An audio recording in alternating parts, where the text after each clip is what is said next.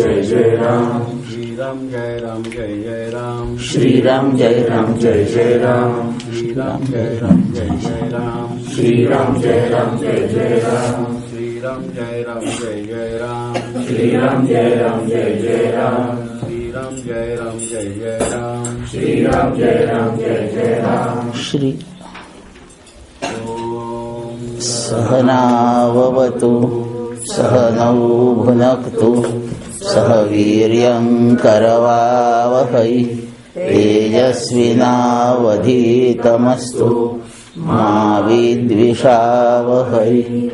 ओम शांति शांति शांति।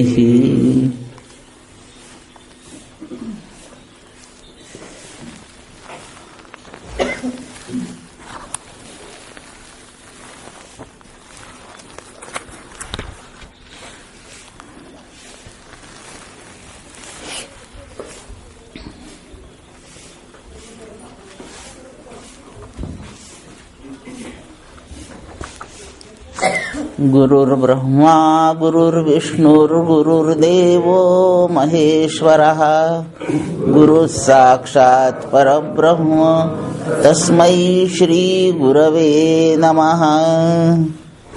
नाम संकीर्तनं यस्य सर्वपापप्रणाशनं, प्रणामो दुःखशमनः तं वन्दे श्रीहरिं परम्।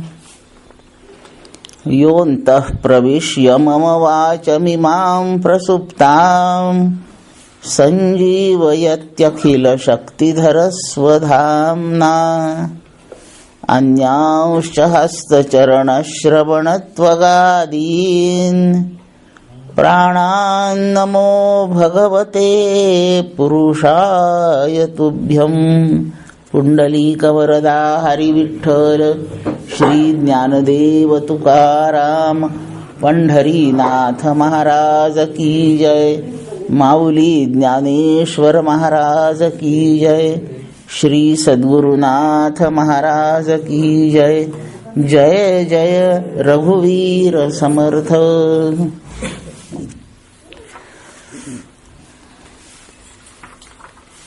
सर्व अधिष्ठात्री देवतांना वंदन। परमपूज्य डॉक्टर काकांना नमस्कार। आपणा सर्वांना सप्रेम नमस्कार। आणि आजच्या प्रातःकालीन चिंतनाला प्रारंभ। सकाळी सकाळी ब्रह्मचिंतन करायला खूप आनंद वाटतो। प्रपंच सुरू होण्याच्या पूर्वीच ब्रह्मचिंतन करून घ्यावं। आधी चिंतन करून घेतलं म्हणजे पुढे येणारा सगळा प्रपंच कमी दुःख देतो। छान चिंतन झालं तर तो बिलकुल दुःखदायी राहत नाही। ब्रह्मचिंतनातला सोपा भाग भगवंताच्या नामाचं स्मरण हा आहे। एक वेळेला सकाळी सकाळी पेशवे, राजे पेशवे पुण्याचे उठले, नेहमीप्रमाणे उठले। रात्री काय भानगड घडली होती काही नोंद नाही त्याची, पण संतापलेले होते। आणि त्यांनी त्यांच्या कर्मचाऱ्यापैकी एकाला खूप अशा कठोर आवाजाने हाक मारली। त्यांच्या आवाजाचा तो दरारा पाहून तो घाबरत घाबरत कापत कापतच पुढे आला। नमस्कार करून खाली मान घालून उभा राहिला। ताबडतोब जा, बाजारात जा आणि एक शेरभर कळीचा चुना घेऊन ये। कळीचा चुना म्हणजे विड्याच्या पानाला जो चुना लावतो तो आधी असे खडे असतात, पाण्यामध्ये टाकले की ते शिजल्यासारखे होतात आणि त्याचा मऊ मुलायम असा तो तयार होतो। तो चुना, कळीचा चुना, तो शिजतो। ते उकळत्या पाण्यापेक्षा जास्त टेम्परेचर असतंय, दाहक भयंकर आहे। आपल्या विड्यामध्ये इतकासा जास्त झाला तर जिभेला फोड येतात भाजल्यासारखं। तो शेरभर घेऊन ये. जा म्हणतोय. निघाला.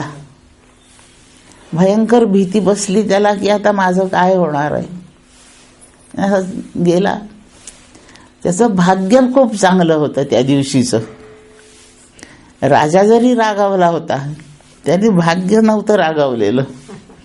आणि म्हणून त्याला मध्ये सुचलं जाता जाता आपण नाना फडणवीसांच्या घरावरून जाऊ. बाजारात जायचंच आहे तिकडून जाऊ. तो त्यांच्या घरावरून वळला. नानांचं दार उघडं होतं आणि ते समोरच बसलेले दिसले. गेला. नमस्कार केला. पायाला हात लावला. त्याचे हात असे कापत होते. नाना म्हणतात, काय झालं बाबा, सकाळी सकाळी एवढं कशाचं भय. त्यांनी तशा कापऱ्या आवाजात सांगितलं, महाराज कशासाठी रागावले मला अंदाज नाही. भयंकर संतापून मला त्यांनी सांगितलं, कळीभर हे शेरभर कळीचा चुना घेऊन ये. पुढे काय होणार मला माहित नाही. माझी दशा आजच्या दिवसात बरी नाही. नानांना अंदाज आला हे काय प्रकरण आहे. ठीक आहे म्हणे, जा बाजारात शेरभर चुना पण आण, घेऊन जा. आणि तिथे नेल्यावर ते पुढे जसं सांगतील तसं तसं सगळं कर. तो रडायलाच लागला की माझं काय होईल. नाना म्हणाले, काही घाबरू नको. त्यांनी आपल्या मंडळीला हाक मारली. त्या आईसाहेब बाहेर आल्या. काय पाहिजे. एक शेरभर चांगलं शुद्ध लोणकड तूप. ते पातळ करा तापवून जरा आणि आणा बाहेर. त्यांनी पातेल्यामध्ये ते तूप पातळ करून इतकं मोठं पुढे आणलं. त्या कर्मचाऱ्याला म्हणतात, एवढं पिऊन घे. तेवढं त्याला प्यायला लावलं. जा आता बाजारात आणि मी सांगितलंय त्याप्रमाणे. मी काय सांगितलं ते महाराज सांगतील तसं तसं कर. गेला बाजारात. चुना घेतला. गेला. बसलेच होते पेशवे. एवढा उशीर. काही बोलला नाही. पाणी घेऊन ये. एक बादली आण. पाणी आण. त्याच्यात तो टाक चुना. तो खदखद खदखद शिजला. पिण्या इतका पातळ करण्यासाठी आणखी थोडं पाणी टाक. आणि ते बादलीभर ते गरगट एवढं मोठं त्याला प्यायला लावलं. आणि तेवढा चुना तो प्याला. पुढे काहीच हुकूम नाहीये. नमस्कार केला. कर्मचारी निघून गेला. पेशवे आपल्या उद्योगाला गेले. दिवसभराचं काय राजकारण करायचं तेवढं सगळं झालं. संध्याकाळी सगळं संपला कारभार. आणि त्यांना लक्षात आलं थोडासा राग आता दिवसभरात शांत झाला होता. मी सकाळी काय कठोरपणा केलाय त्याचं आता काय झालं असेल. वाईटही वाटायला लागलं. पश्चात्तापही झाला. आणि आता त्याची चौकशी करावी आपण, त्याचं काय झालं. यांची कल्पना होती त्याला नेण्याची तयारी झालेली असणार आहे. दुसऱ्या एका शिपायाला पाठवलं. जा त्याच्या घरी, त्याच्याकडची हकीकत पाहुणे काय आहे. तो गेला. तो मस्त आपल्या पोराबाळात खेळत होता. हो सांगितलं त्या शिपायाने येऊन, बोलवा त्याला. त्या कर्मचाऱ्याला पुन्हा दरबारात आणला. आणि पेशव्यांनी एकच प्रश्न विचारला, तुला हा चुना पिण्याच्या पूर्वी, चुना आणण्याच्या पूर्वी कोणी भेटलं होतं काय. आणि तो म्हणाला, हो भेटलं होतं. कोण भेटलं होतं. नाना भेटले होते. त्यांचा राग आता पूर्ण शांत झाला. तो कळीचा इतका दाहक चुना तो प्याला. पण त्याच्या जिभेला फोड आला नाही, घशाला त्रास झाला नाही, पोटात आग झाली नाही, काहीच झालं नाही. त्याचा संपूर्ण बंदोबस्त तितक्याच भार तुपाने नानाने करून ठेवला होता. आणि म्हणून संकट जेव्हा आपल्याला त्रासदायक होऊनही वाटत असेल तर ते संकट आल्यावर उपाय करण्याच्या पेक्षा त्याचा बंदोबस्त आधी करून ठेवावा हा शहाणपणा आहे. याच्यासाठी एखादा नाना लागतो. आपल्याला कसा तो बंदोबस्त जमायचा, असा एखादा नाना मिळवायचा आणि संकटाची परिस्थिती बंदोबस्त करून सुरक्षितच करून ठेवायची. असे सगळे हे संत जे आहेत ना, हे सगळे नाना आहेत. वा सगळ्या संतांचाच तो नाना बनलाय. या प्रकारे आणि बंदोबस्त प्रापंचिक सगळे व्यवहार हे तापदायक आहेत आणि 3 प्रकारच्या तापांनी छळीत असतात. कोणत्या वेळेला कोणता ताप उग्र होईल याचा आत्ता टाइम टेबल आपल्याजवळ नसतंय, पण तो त्रास भयानक होतो. दाह होतो सर्वांगाचा, काही बेचैनी सुचू देत नाही अशी परिस्थिती होते. याचा बंदोबस्त करायचा. हे सगळे ताप त्या चुन्या इतके दाहक आहेत आणि मग त्याच्या बंदोबस्तासाठी तुपा इतकं त्याचं शमन करणारं कोणीतरी आपल्या जवळ पाहिजे. याला भगवन नाम म्हणतात. आणि माणसाने या प्रपंचातल्या व्यवहाराचा प्रारंभ करण्याच्या पूर्वी देवाचं नाव घेऊन ठेवावं. ते चित्तात एकदा भिनलं जाऊन की आता हे सगळे विष पचवायची ताकद येते. समर्थ म्हणतात, प्रभाते मनी राम चिंतित जावा, पुढे वैखरी राम आधी वदावा, सदाचार हा थोर सांडून येतो, जनी तोची तो मानवी धन्य होतो. असं प्रभाते मनी म्हणजे प्रपंचाचे व्यवहार सुरू होण्याच्या पूर्वी भगवत चिंतन करूनच ठेवावं. आणि आता काय आपत्ती येतील न येतील आपण त्याचा आता विचार करायचा नाही. ओढवल्या काही आपत्ती आपल्यावर आदळल्या येऊन तरी बंदोबस्त करूनच ठेवलेला आहे. आता त्या आपत्तींचा मुकाबला करणे काम. ज्याचं चिंतन केलं त्या रामाचं झालं, तो पाहत बसल. आता आपण आपल्या कामावर आणि राम त्या आपल्या संरक्षणावर. झालं बंदोबस्त.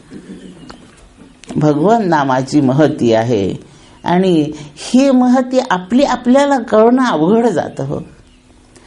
आधी बंदोबस्त आणि एवढ्यासाठी संत सद्गुरू लागतात. त्यांच्या सहवासातून असा निर्णय जमतो आणि ह्या निर्णयाने आपण आपला जसा प्रपंच मिळाला तसा करायचा. त्याची कुरकुर नाही करायची, त्याला नावं नाही ठेवायची. आपण उभा केलेला असतो, आपण आता त्याला काय नावं ठेवता. आपली करणी. आपल्या हातून भाजीत मीठ पडलं, खायची आजच्या दिवस, तशीच खायची. आता कोणाला बोलता तुम्ही भाजी केली तर मी तुमच्यावर ओरडू शकते. भान नव्हतं का स्वयंपाक करताना असं मी तुम्हाला म्हणेन, पण माझ्या हातून ते जास्त पडलं तर मी कोणाला बोलणार आहे.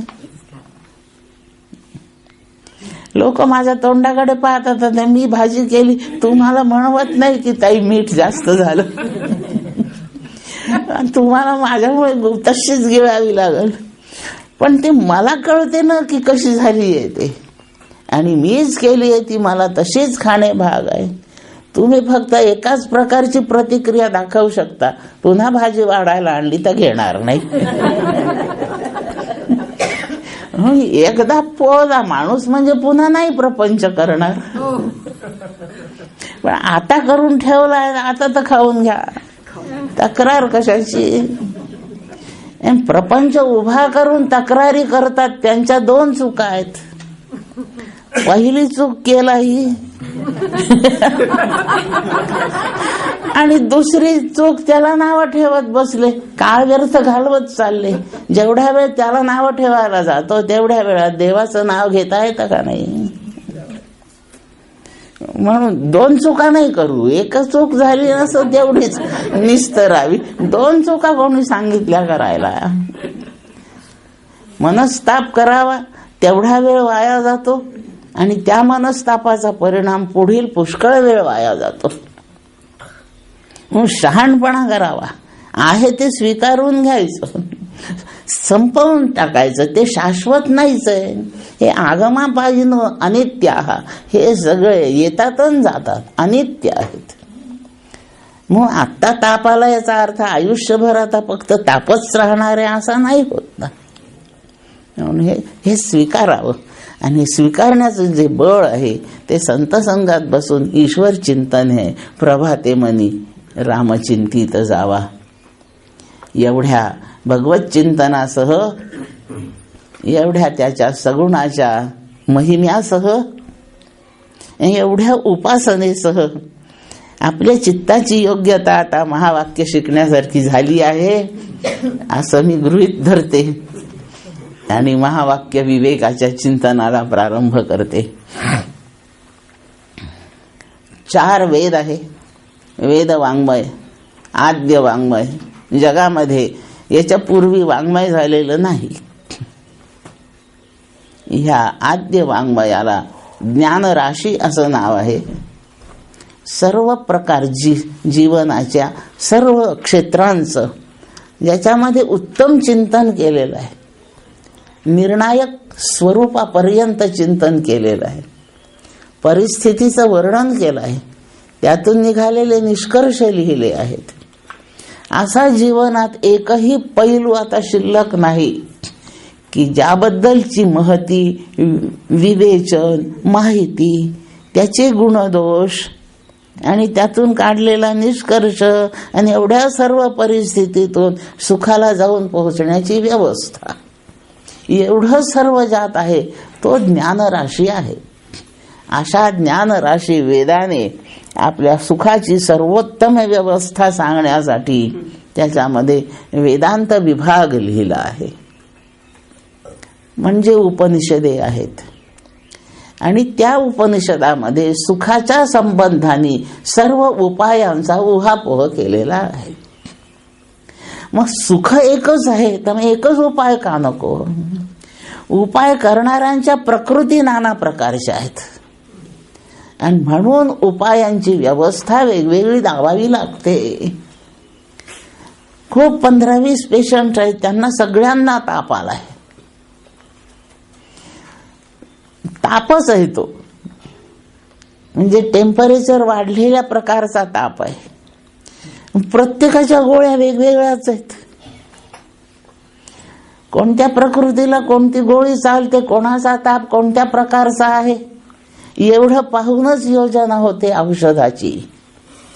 आणि म्हणून सुखाला जाणारे जेवढे आहेत, ब्रह्मचिंतन करून सुख प्राप्त करायला निघालेले जितके आहेत, या सर्वांच्या कर्मामुळे त्यांचे स्वभाव भिन्न आहेत, प्रकृती वेगळी आहे. म्हणून सुख पाहिजे हे एक सगळ्यांचं बरोबर, पण त्याचे उपाय सर्वांचे समान असणार नाहीत. सगळे व्यथित आहे, सगळ्यांना ताप आहे, सगळ्यांना दुरुस्त व्हायचंय, पण सगळ्यांच्या तब्येती वेगवेगळ्या असल्या कारणाने प्रत्येकाचं औषध वेगवेगळं आहे. याप्रमाणे सगळे दुःखात आहे, त्रिविध तापात आहेत. सगळ्यांना सुख पाहिजे, ताप काढायचे, म्हणून सगळ्यांना एकच औषध नाही, एकच उपाय नाही. म्हणून वेद भगवानाने अनेक उपायांचा विचार पुढे मांडला आणि तो सुखाचा सगळाच व्यवहार उपनिषदांनी पद्धतशीर शास्त्रशुद्ध पद्धतीने दिला आपल्या पुढे. पुष्कळ उपनिषदे, प्रत्येक वेदात उपनिषदे आहेत आणि ती उपनिषदे आपल्याला सुखबोध करतात. सर्वोत्तम सुखबोध, सुखाची सर्वोत्तम व्यवस्था ज्या विधानाने केली आहे ते विधान म्हणजे तू सुखरूप आहे हे सांगणे, एवढंच. तू सुखरूप आहेस, बस एवढंच सांगायचं. पण मी सुखी नाही ना आत्ता. सुखी नाही म्हणजे तुझ्या सुखाचा अनुभव कशा तरी खाली प्रतिबंधित झालेला आहे. एवढा प्रतिबंध काढायचा आहे म्हणजे तू सुखी होशील नव्हे, तू सुखरूप होशील. मग तू अवघाची सुखरूप होशील. सुखरूप झाल्यावर सुखी होण्याचा प्रश्नच येत नाही आणि सुखी झाल्यावर दुःखी होण्याची शक्यता असते. आणि सुखरूप झाल्यावर दुःखात जाण्याचा प्रसंग ओढवत नाही. म्हणून विचार आहे सुखरूप होण्याचा. म्हणून वेद आपल्याला उपाय सांगणार, ते उपायाच्या आधी निश्चितीने सांगणार तो सुखरूप आहे. मग मला तर कळत नाही ते काही, न कळण्यासाठी प्रतिबंध घालवू. प्रतिबंध, दुःख, विपरीत, प्रतिकूल परिस्थिती हे सगळं आगंतुक आहे, लक्षात ठेवायचं. स्वरूपभूत सच्चिदानंदत्व असल्या कारणाने त्याच्याशिवाय बाकी जितकं सत, चित आणि आनंद या 3 लक्षणापेक्षा वेगळं काही जरी दिसत असेल तरी ते मूलभूत नाही, ते सगळं आगंतुक आहे. खोकला माझी प्रकृती नाहीये, पण आला तो आगंतुक आहे. जेवढं आगंतुक असतं ते सगळं जाण्यास योग्य असतं, आणि जे मूळ असतं ते कधीच जात नसतं. आपल्या घरी पाहुणे येतात, ते आगंतुक असतात म्हणून जातात. जात नसले तर घालवले जातात. पण घरातले जे आपण 5-10 माणसं असतो हे जात नाही. हे आपण मूळचे आहे तिथले. जे मूळचं ते जात नाही. म्हणजे मूळचं नसतं त्यालाच आगंतुक म्हणतात, आणि ते जाण्यास योग्य असतं, जातं ते. शहाणे असतात ते लवकर जातात. फारच लागटपणा करणारे काही असतात, मग घालवावे पण लागतात. काही असो, आगंतुक आहे जो मूळचा नाही तो जातो. तो जाण्यास योग्य आहे आणि त्याला घालवता पण येतो. सच्चित आणि आनंद एवढेच घरचे आहेत. याच्याशिवाय बाकी जी जी अनुभूती आहे ती सगळी आगंतुक आहे, आणि म्हणून ती जाण्यासच योग्य आहे. आणि थांबत असेल फार काळ तर तिला घालवली पाहिजे. आणि हे जेवढं आगंतुक आहे सच्चिदानंदत्वाच्या शिवायचं, हे अत्यंत लागट आहे. एका जन्मानी जात नाही, ते अनेक जन्म चालतं, आणि म्हणून त्यांना घालवावे लागतात. आणि सगळ्या उपनिषदांनी ते घालवण्याची व्यवस्था सांगितली. ते जाणे गृहीत धरता नाहीये, घालवणे त्यांच्यासाठी. त्याचे सगळे उपाय त्याला सुखोपाय म्हणतात. सुखाचे उपाय, सुखप्राप्तीचे उपाय आहेत. पहिलं विधान, सच्चिदानंदत्वाशिवाय काही नाही, म्हणून तो सच्चिदानंदच आहे. हे आता वेगळं सांगायची जरूर नाही. एवढंच जर फक्त आहे तर आपण त्याच्यापेक्षा वेगळं काही नाही, एवढं विधान आहे. आणि हे घोष करून वेद सांगतोय आपल्याला. तुझ्या कानात एकटं सांगतो असं नव्हे, अंधारात सांगतो असं नाही, हळूहळू सांगतो, तू हे कोणाला सांगू नको असं काही नाही. यात काहीच गुह्य नाही. इतकं घोष करून आपल्याशी वेद बोलतो, आणि तो फक्त 4 वाक्य बोलला. या अर्थाने तो फक्त 4च वाक्य बोलला. तू सच्चिदानंद, तू सच्चिदानंद, तू सच्चिदानंद, तू सच्चिदानंद आहेस. संपले 4 वाक्य. मग 4 कशाला पाहिजे? हे एकदा 4दा कशाला म्हणतो? तो एकच वाक्य 4दा कशाला म्हणतो? त्याचा थोडासा विचार केला की आपल्याला महावाक्य छान समजून जाईल. तो सच्चिदानंद स्वरूप आहे. तो म्हणजे कोण? तो म्हणजे जीव. फार तपशिलाने नाही विचार करायला आपल्याजवळ सवड, पण तू याचा अर्थ जीव असा आहे. जीवाला दुसरा कोणी जेव्हा संबोधत होतो तेव्हा तो त्याला तू असं म्हणतो. तू म्हणजे तुझा जीव असा त्याचा अर्थ. तुझा जीव ब्रह्मरूप आहे. मग एवढंच म्हण की सगळ्यांना इथे जीव आहेत. मग त्या प्रत्येकाला हे एकच वाक्य, पण ते 4 प्रकारे सांगितलं. आणि ते 4 प्रकारे सांगण्याचं कारण आहे, आपल्याला आपल्या जीवाचा जो अनुभव येतो तो 4 प्रकारे येतो. प्रत्येकाला स्वतःच्या जीवाचा अनुभव 4 प्रकारांनी येतो. त्याला 5वा प्रकार नाही अनुभव येण्याचा, आणि 3 मध्ये नाही संपत. त्याला स्वतःच्या जीवाचा, ज्यामुळे आपण जिवंत आहो असं म्हणतो, त्या जिवंत ठेवण्याची जबाबदारी ज्याची तो जीव. प्राणधारणात जीवा, आपले प्राण श्वासोच्छ्वास सांभाळतोय तो जीव, ते चैतन्य रूप आहे. तो जीव, ते जीव चैतन्य आपल्याला 4 प्रकारे जाणवत राहतं. प्रत्येकालाच जाणवतं. असं काही नाही की खूप शिकलं म्हणजे तसं जाणवेल. शिकला न शिकला काय अडाणी कसाही असो, प्रत्येकाला आपल्या जीवाचा अनुभव 4 प्रकारे येतो. येने क्षते शृणोती दम जिघ्रती व्याकरोती च स्वाद विजानाती तत्प्रज्ञानम इति उदाहृतम. आपल्याला आपला जिवंतपणाचा, जीवाचा अनुभव प्रज्ञान या रूपाने येतो. काय अर्थ आहे प्रज्ञान शब्दाचा? ज्ञान शब्दाचा अर्थ वृत्तीने होणारं ज्ञान. माझी अंतःकरण वृत्ती चिदाभासाचं कुठेतरी गेली आणि ते ज्ञान झालं की तिथे बसलेला माणूस रामराव आहे. हे वृत्तीच्या साह्याने झालेलं ज्ञान आहे. विषयांपासूनही, विषयांचंही काही ज्ञान असतं, वृत्तीच्या संबंधानेच होतं. आपल्याला विषय ज्ञान, वृत्तीने होणारं ज्ञान याचे अनुभव आहे. वृत्ती वापरून जी माहिती कळते, जो अनुभव येतो त्याला वृत्ती ज्ञान असं नाव आहे. पण ह्या वृत्ती तर जड आहेत. यांच्याद्वारे वृत्तीला कोणीतरी साधन म्हणून वापरत आहे. जो वृत्तीला ज्ञान करून घेण्यासाठी साधन म्हणून वापरतोय त्याला प्रज्ञान म्हणतात. माझा डोळा नाही पाहत, मी डोळ्यांनी त्याला पाहिलं, माझ्या डोळ्याला दिसतं. ही पाहण्याची जी क्रिया आहे, कानाने ऐकण्याची क्रिया आहे, जिभेने रस चाखण्याची आहे.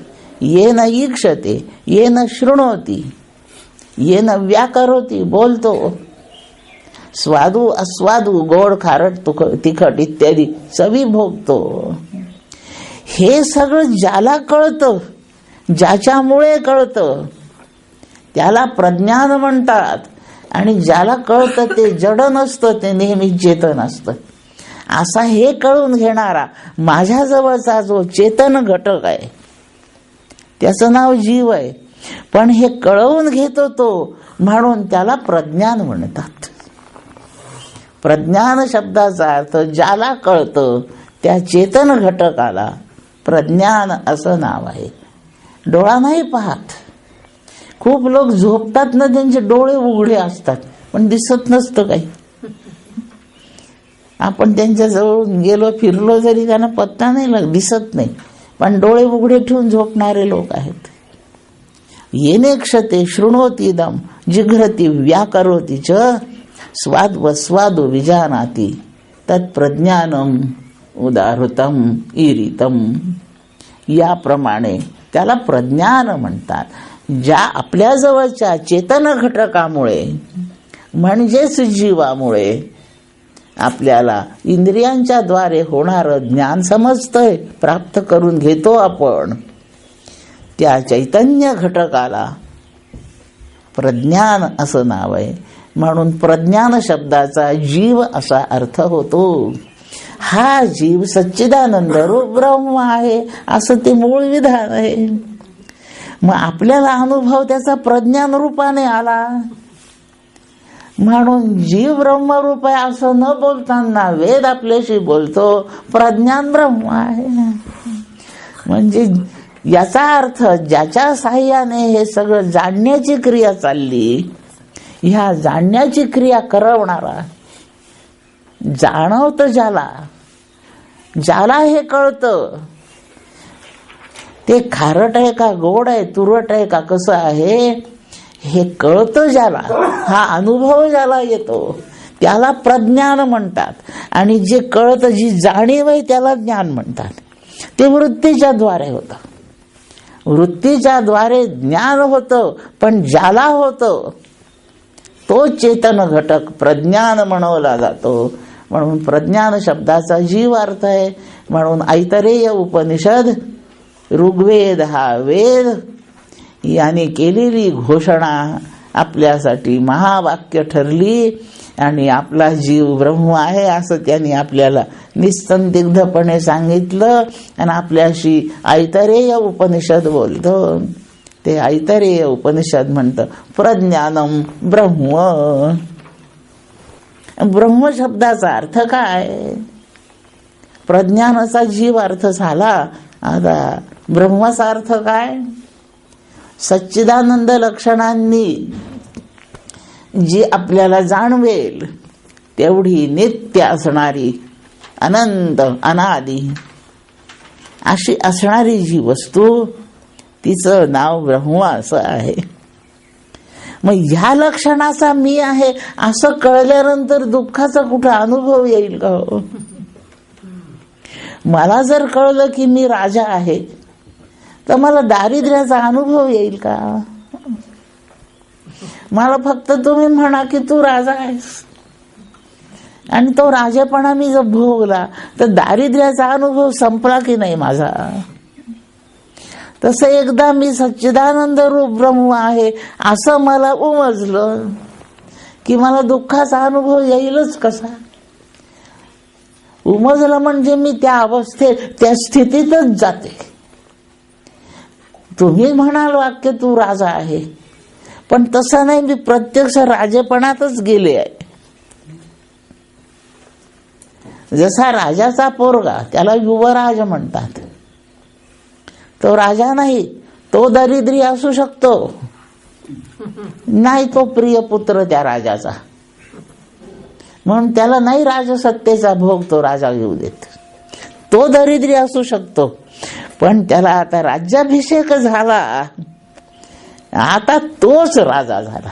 राजाचा पुत्र श्रीमंत असेल याची खात्री नाही, पण राजा मात्र दारिद्र्यातून बाहेर पडलेला आहे. म्हणून राज्याभिषेकच झाला, राजगादीवर आरूढ झाला. आता दारिद्र्याचा अनुभव संपला.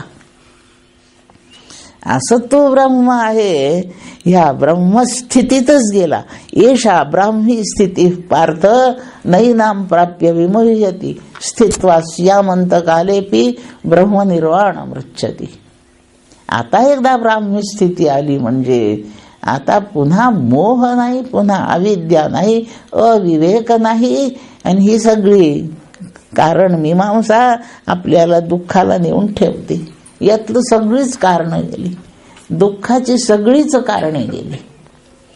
आणि म्हणून आता पुन्हा दुःख दारिद्र्य हे आपल्या नशिबी राहणार नाही, अशी साक्षात अनुभूती. काकांच्या भाषेत बोलायचं म्हणजे दृढ, अपरिवर्तनीय, अपरोक्ष, अशा प्रकारचं. अपरोक्ष म्हणजे साक्षात मी ब्रह्म. दृढ म्हणजे आता या जाणीवेत बदल होणार नाही. दृढ, अपरिवर्तनीय आणि अपरोक्ष, बदल नाही पुन्हा, पक्का, कधीच बदल होणार नाही, डळमळीत नाही आता.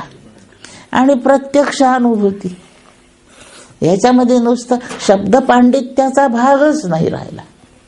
तुम्ही मला ब्रह्म म्हणावं असं नाही, मलाच अनुभव आहे मी ब्रह्म याचा. कोणी म्हणण्याची आता गरज उरली नाहीये. आणि त्याचा अनुभव असा आहे की मला इथे एकही प्रतिकूलता आता जाणवणारच नाही. कोणतीच प्रतिकूलता माझ्यासाठी शिल्लक नाही, कारण ब्रह्मवस्तू अशी ओतप्रोत भरून असलेली सर्वव्यापित्वानी आहे.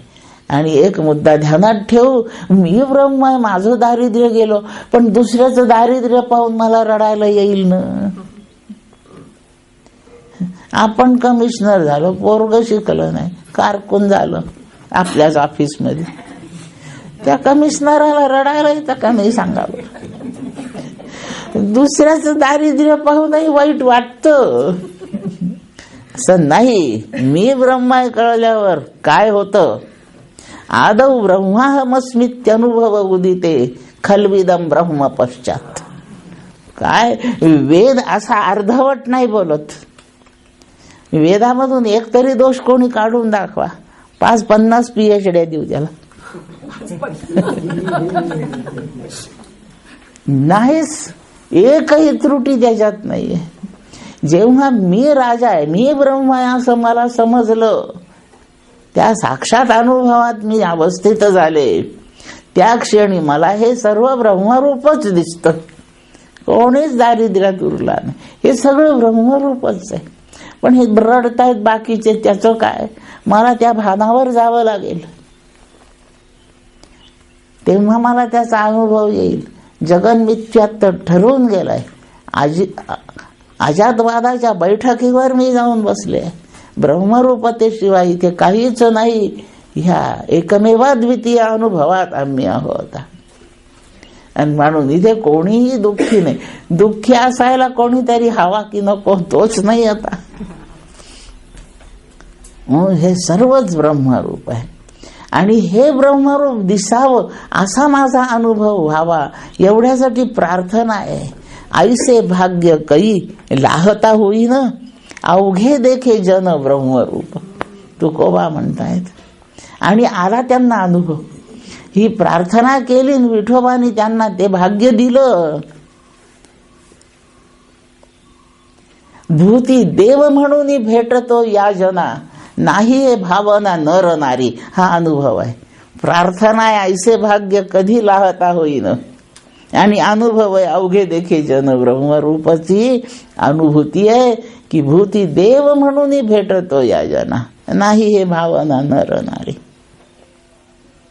असं वैभव जे ऐश्वर जे आहे त्याची प्राप्ती उपनिषद आपल्याला सांगतंय.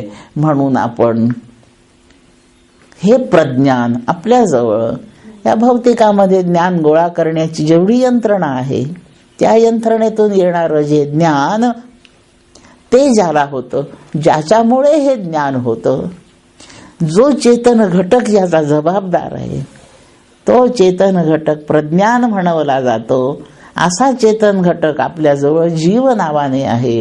म्हणून प्रज्ञान शब्दाचा अर्थ जीव. हा पहिला अनुभव आहे आपल्याला जीवाचा, हे सगळं समजून घेण्याचा.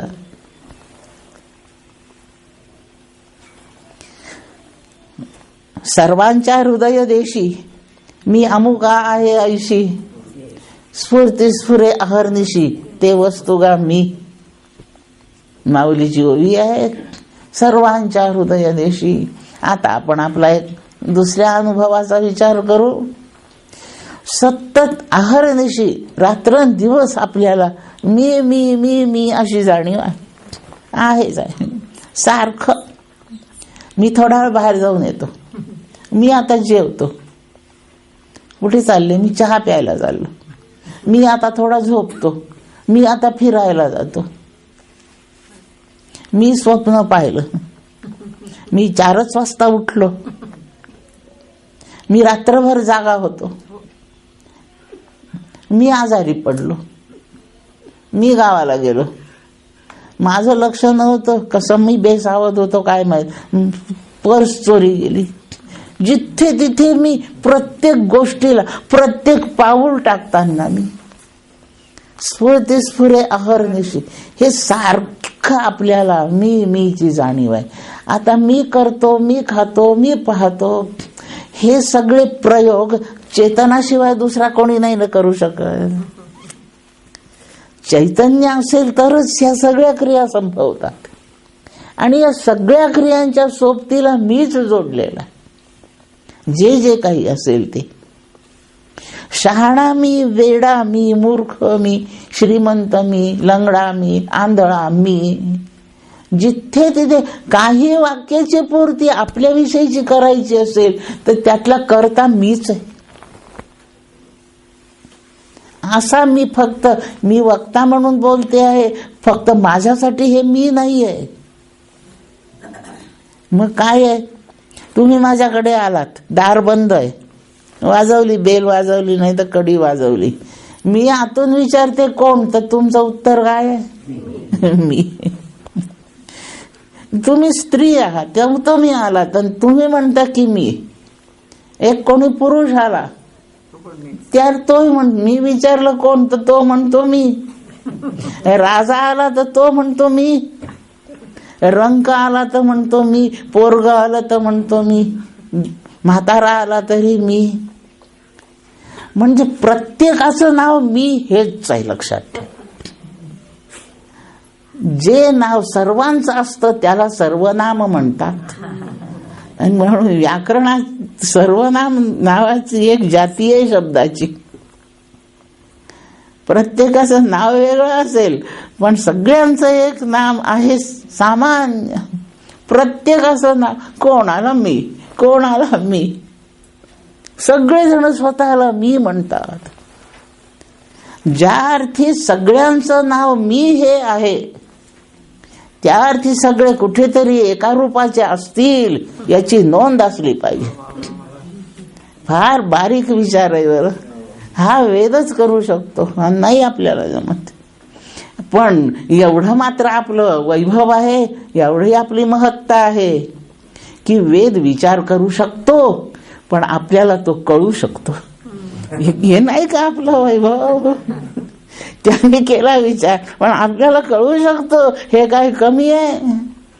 आणि म्हणून मला नाही एवढा विचार सुचत. रडू नको, तू केलेला विचार कळतोय मला. मी याच्या आनंदात चला की वेदाने विचार केला. सर्वांच्या हृदय देशी, माऊलीचे शब्द प्रयोग आहे, सर्वांच्या हृदय देशी. मी अमुका, मीच स्फुरण आहे. सर्वांच्या ठिकाणी जेव्हा एकच स्फुरण काम करत आहे, सर्व काळी करत आहे, त्या अर्थी सर्वरूप असणारी वस्तू असलीच पाहिजे. आणि ती एकच वस्तू जी सर्व रूप आहे तीच सर्वजण आहेत, असा बोध झाला पाहिजे. या मीच फारसं विवेचन करीत नाही, ते फार मोठं आहे. पण एक लक्षात ठेवा, ज्याला आपण मी म्हणतो तो आपल्या जवळचा चेतन घटक आहे. कधी कधी भ्रमाने देहाला मी म्हणतो, प्राणाला मी म्हणतो, ते सगळे गौण मी आहेत. पण मुख्यत्वे करून मी शब्दाचा भाव चेतन घटकाकडे लागलेला आहे. म्हणून प्रत्येक जण स्वतःच्या चैतन्याला मी म्हणतोय. आणि हे जे आपल्याजवळचं चैतन्य आहे त्यालाच जीव चैतन्य म्हणतात. म्हणून सर्वांच्या हृदय देशी जे मी स्फुरण आहे तो मी चेतन घटक. मग असा जो चेतन घटक आहे त्या सर्वांच्या मीपणाचं जे एकच कोणतं रूप असेल त्या रूपाचं नाव ब्रह्म असं आहे. आणि मग सगळ्यांचंच जे ते रूप आहे तर माझंही रूप तेच आहे. म्हणून मी जर तपश्चर्या केली तर मला माझ्या स्वरूपाचा जो अनुभव येईल तो मी म्हणजे अहम अनुभव येईल, सर्व रूप असणाऱ्या ब्रह्माचा. आणि म्हणून अहम ब्रह्म आणि त्याचं क्रियापद अस्मी. अहम ब्रह्म अस्मी, ते क्रियापद मी ब्रह्म आहे. ह्या अस धातूचा अर्थ ऐक्य सुचवणे असा असतो. म्हणून अहम ब्रह्म अस्मी याचा अर्थ अहम आणि ब्रह्म यांचं ऐक्य आहे, हे भिन्न नाही, यांच्यात भेद नाही. असे शब्दाने अभेद सांगितला जातो. अस धातू असणे पण सुचवतो. असणे पण ब्रह्मलक्षण आहे, ब्रह्माच्या ठिकाणी भेद नाही. आणि म्हणून अस धातूने ऐक्य सुचवलं गेलं. या प्रकारे अहम ब्रह्म अस्मी हे पहिल्या प्रथम कोणाला कळलं, याचा अनुभव पहिल्यांदा कोणाला आलं. तेवढं एक वाक्य वाचते आणि सांगते आपणाला. ब्रह्म वा इदमग्र आसीत तदात्मानम अवेत अहम ब्रह्म अस्मी इति. खूप विचारवंत ऋषी चिंतनाला बसले. आपण नक्की कोण असू हो याचा शोध करायला बसले, चिंतनाला बसले. आणि इथ्यात वर्णन आहे, ह्या महावाक्याच्या सुरुवातीचं वर्णन आहे, ब्रह्म वा इदमग्र आसीत. म्हणजे विचाराला जो बसला तो ब्रह्मच बसलं विचार करायला. ब्रह्माला विचार करण्याची काय गरज आहे? म्हणून जे ब्रह्म विचार करायला बसलं, मी कोण आहे हे ठरवण्याचा विचार करायला ब्रह्म बसलं. भाष्यकारांनी किती विचार छान केला. ते म्हणतात अपरब्रह्माने विचार केला, अपरब्रह्माने विचार केला. आणि ते अपरब्रह्म शब्दाचा अर्थ आहे जे ब्रह्म होण्यास पात्र झाले, इतकी चित्तशुद्धी ज्यांची झाली ते अपरब्रह्म. आणि आता तेच कळून ज्यांना ब्रह्मता प्राप्त झाली ते परब्रह्म. हे अपरब्रह्म आहे. म्हणजे भगवद्गीतेत एका श्लोकाच्या ओळीमध्ये येतं, ब्रह्मभूयाय कल्पते. ब्रह्म होण्यास पात्र झाले, ब्रह्म होण्यास पात्र झाले. दृष्टांत सांगते. एक मुलगी आहे, नुकतीच जन्मली आहे, मोठी मोठी होत चालली, 22-25 वर्षाची झाली. तिच्यासाठी विवाह करण्याकरता एक वर शोधन सुरू झालं. वर ठरला. ती जेव्हा 20 वर्षाची झाली तेव्हापासून ती आता वधू होण्याच्या योग्य होत चालली. अजून नवरा काही ठरला नाहीये, पण वधू होण्यास योग्य होत चालली. वर संशोधन सुरू झालं. ती वधू होण्याच्या अधिक जवळ गेली. पाहिले 2-4 पोरं, सगळेच बरे दिसत आहेत. आता ती वधू होण्याच्या अधिक जवळ गेली. त्यातला एक आवडला, अधिक जवळ गेली. पसंती झाली, ठरलं. तरी काही सोन्या नाण्याने बिघडायची शक्यता आहे.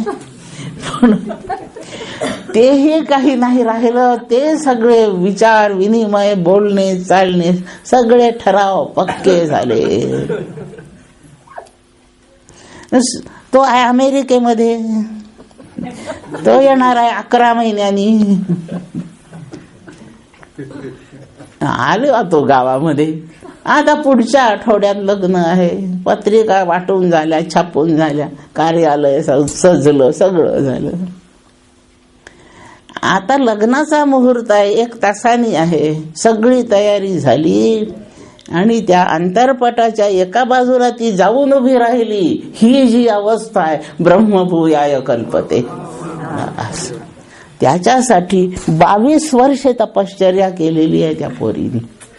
काही काळ मोठं होण्याची, काही काळ इच्छा निर्माण करण्याची, काही काळ त्या इच्छेला यश आणण्याची, दुसऱ्यांचं साह्य घेण्याची, इतकी खटपट करीत जावं लागलं. आणि आता फक्त त्या भटजीच्या तोंडून मंगलाष्टक सुरू झालं, ब्रह्मभूयाय कल्पते. असं लक्षात ठेवायचं.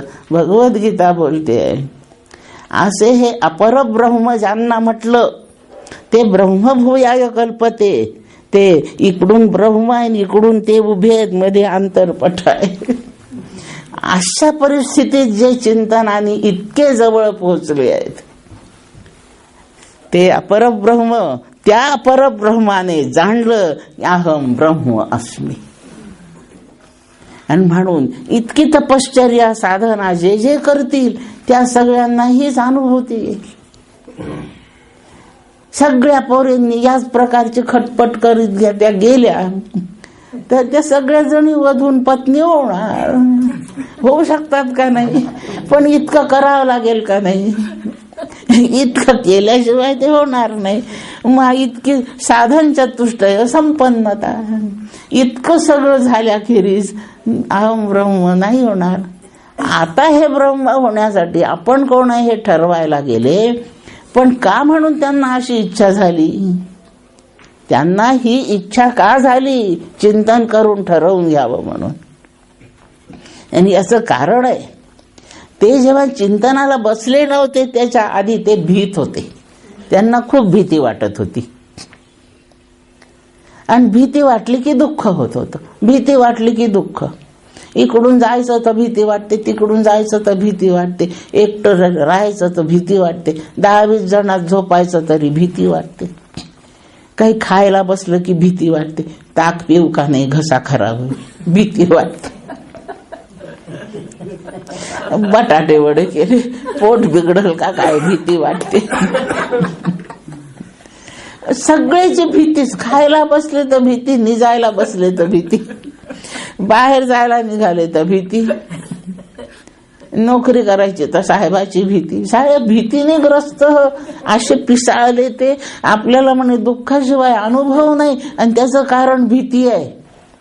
मग आपण असं करू, आता ते 10-20 विचारवंत बसले आहेत, आपण आता असं करू, आपण पहिल्यांदा भीतीचं कारणच शोधून काढू. दुःखाचं कारण भीती आहे, भीतीचं काय कारण आहे. आणि त्यांनी शोध लावला की भेदाने भीती. भेद असला की भीती असते. मग आता हा तो ही हे ते इतके भेद झाले ना हो. म्हणजे एवढे भेद मिटत नाहीत तोपर्यंत भीती जात नाही, आणि भीती जात नाही तोपर्यंत दुःख जात नाही. म्हणून दुःखाचं मूलभूत कारण भेद हे आहे. मग भीतीच दुःखच जर घालवायचं आहे तर आपल्याला एकच गोष्ट करणं आहे की अभेदाचा अर्थ कळवून घ्यावा आणि अभेदाची अनुभूती घ्यावी. त्या अभेदाच्या अनुभूतीसाठी बसले आणि त्यांना जेव्हा समजलं ते सगळं चिंतनाधिक झाल्यावर अहम ब्रह्मास्मी असं प्रत्येकाला कळलं. अहम ब्रह्म अस्मी. त्याचा परिणाम काय झाला? ज्याने तो अनुभव घेतला, ज्याला अनुभव आला अहम ब्रह्मास्मी, तो सर्वम अभवत, तो सर्वरूप झाला. आणि सर्वरूप झाला तेव्हा सगळा भेद मिटला. आणि म्हणून सुखी होण्यासाठी अभेदाचा अर्थ लावून कळून त्या अनुभूतीत जाऊन उपस्थित होण्यासाठी त्याला अहम ब्रह्मास्मी एवढंच फक्त कळायला पाहिजे. मग प्रत्येकाला सुखी होण्याचं साधन आपल्याला अखंड मी भोगता, मी करता या दृष्टीने जो मीचा अनुभव आहे त्या मीचं निश्चित स्वरूप शोधून काढलं आणि तो अभेदाने सर्व रूप आहे. असा अहम ब्रह्म अस्मी चेतन घटकाचा अहम अर्थाने अनुभव येतो. मी बसले रडत, तिकडून सत्पुरुष आला एक अनुभूती घेतलेला आणि त्याने विचारलं तू का रडते? मी तर मला सारखं अहम अहम म्हणते, मग तो मला तू म्हणतो. पण दुसऱ्याचं संबोधन तू हेच आहे. मी भलंही मला अहम म्हणो, पण दुसऱ्याचं संबोधन तू असं आहे. थोडासा विनोद सांगते, मला द्या थोड्या वेळाची परवानगी. मी शाळेमध्ये शिक्षिका होते. मी वरच्या वर्गाला शिकवित होते, पण माझ्या शाळेत 5वीचेही वर्ग होते. परीक्षा होती, वार्षिक परीक्षा. वर्गामध्ये पोरांची सिटिंग अरेंजमेंट करून ठेवलेली आहे, रोल नंबर त्या डेस्कवर टाकलेले आहेत. एका ओळीमध्ये 7 पोरं आहेत.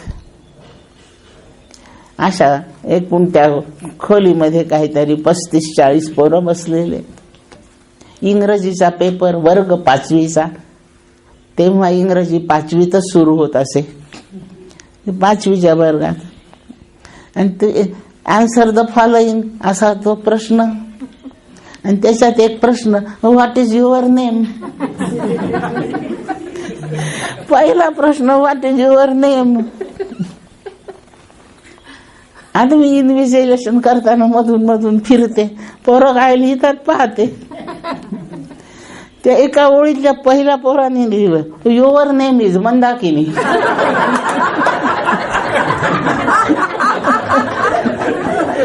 Your name is Mandakini. आणि मागचं पोरग त्याला काहीच येत नव्हतं. त्याने पुढच्याच पाहिजे, पोरगी होती पहिली, त्याच्या मागे एक पोरग बसलं होतं. त्याने तिचं उत्तर पाहिलं आणि कॉपी केली, युअर नेम इज मंदाकिनी.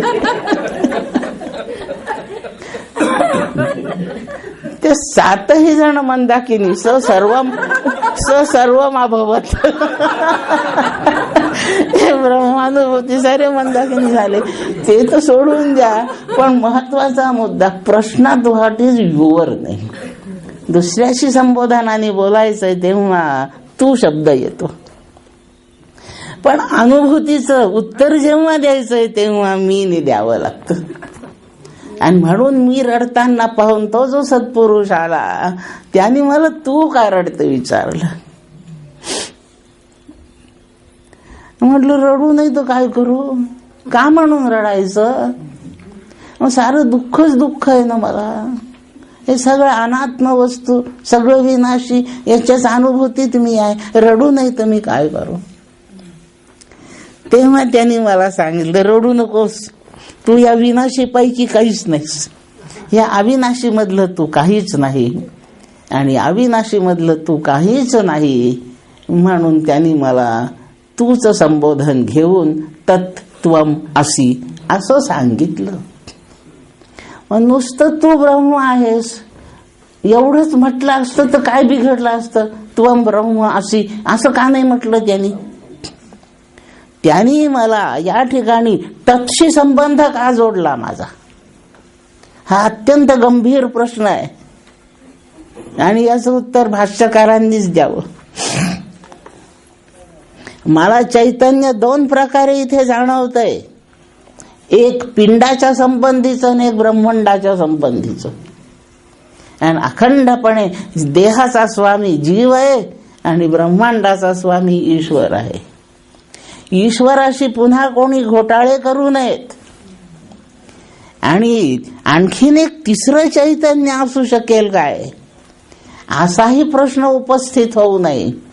म्हणून सद्गुरूंनी केलेल्या उपदेशामध्ये तू आणि ते म्हणजे ईश्वर तत्व आणि जीव तत्व यांचा उल्लेख करून दोन्ही तत्व मिळून ब्रह्म ठरतायत असा बंदोबस्त करून उपदेश केला. त्वम तत् किंवा तत्त्वम असी. आणि जेव्हा गुरूंनी सांगितलं मला संबोधित करतायत म्हणून त्यांनी तू म्हटलं त्वम, मग आता मला अनुभूतीच्या पोरासारखी येईल का युवर नेहमीच मंदाकिनी, नाही. मला काय उत्तर द्यावं लागेल, अहम माय नेहमीच मंदाकिनी, अहम मंदाकिनी असं मला म्हणावं लागेल ना. आणि याप्रमाणे गुरुनी उपदेश तत्त्वम असी असा जरी केला तरी अभ्यासानंतर त्या ज्याला उपदेश केला त्याची अनुभूती अहम ब्रह्मास्मी अशीच असते. तत्त्वम असी. एक सांगायचं राहिलं, छांदोग्य उपनिषदामध्ये अहम ब्रह्मास्मी यजुर्वेदाचं महावाक्य. आता हे तिसरं तत्त्वमसी सामवेदात आलेलं महावाक्य आहे आणि हे सामवेदाचं महावाक्य छांदोग्य उपनिषदात आलं. तत्त्वम असी छांदोग्य उपनिषदामध्ये आलेलं हे वाक्य आहे. त्याचे सारे क्रमांक वगैरे पुस्तिकेत लिहिलेले आहे, तो तपशील काही मोठा महत्वाचा नाही. छांदोग्य उपनिषद सामवेद महावाक्य तत्त्वम असी. शेवटी सगळं चैतन्य असो कसंही असो काही असो, मला माझ्याजवळच्या जीव चैतन्याला आपल्याला माझेपणा, आपुलकी, आपलेपणा, मीपणा वाटतो. आणि म्हणून सगळ्यात जवळचा तो आपला जीव आहे, त्याचं ते आत्मत्व आपल्याला जाणवतं. आत्मत्व शब्दाचा, आत्मा शब्दाचा अर्थ सर्वांना तो सत्ता प्रदान करतो. सत्ता प्रदान करण्याचा धर्म ज्याचा आहे त्याला आत्मा म्हणतात, आणि सत्ता प्रदान ज्याला करता येत नाही त्याला अनात्मा म्हणतात. सत्ता प्रदान कर ज्याचा असणेपणा, ज्याला असणेपणा प्रदान करता येतो तेवढाच फक्त आत्मा असतो. जो स्वतःही असत नाही आणि दुसऱ्यालाही असण्याची जाणीव देऊ शकत नाही, दुसऱ्यालाही सत्ता प्रदान करू शकत नाही, ते सगळे अनात्मे. म्हणून सत्ता प्रदान म्हणजे अस्तित्वाची योग्यता जो प्रदान करू शकतो त्याला आत्मा म्हणतात.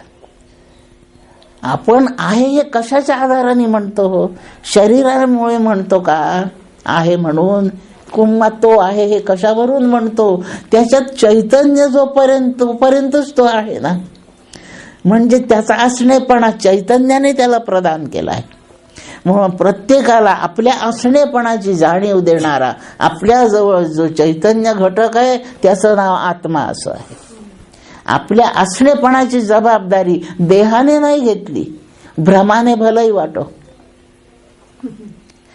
पण मेलेल्याकडे पहा, त्याचा देह असतो पण तो नसतो.